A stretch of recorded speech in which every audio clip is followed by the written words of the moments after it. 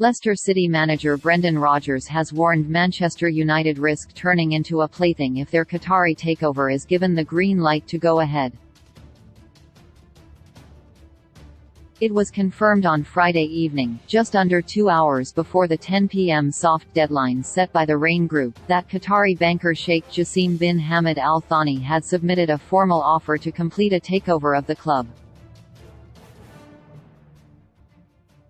He has been joined in lodging an official bid by British billionaire Sir Jim Ratcliffe.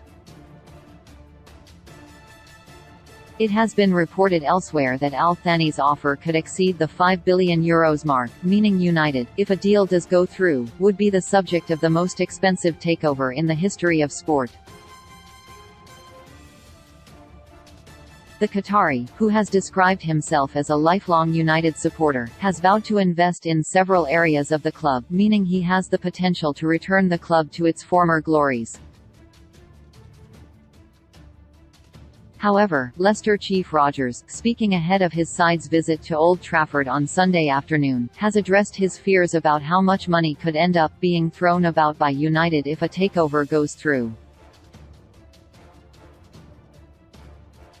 He is seemingly uneasy about the prospect of a deal happening and has warned it will become even more difficult for his team to compete on an even keel.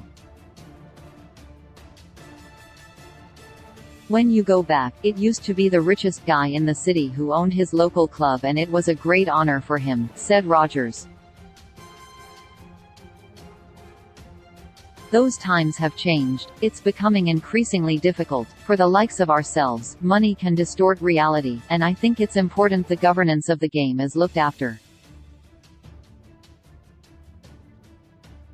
With that, I mean keeping the playing field as equal as we possibly can, otherwise it will become a top 4 or then a top 6 or 7. It's a really competitive league. It's amazing to be involved in. There are so many challenges tactically and qualitatively, but at the same time, you don't want any club to be a plaything. Football in this country means everything. It does to a lot of people around the world, but I only tell from here in Britain that it really does mean everything. We all are only custodians for the clubs. To look after them for the supporters. That's what I've always felt it's important. If people come in with finance, that's absolutely fine.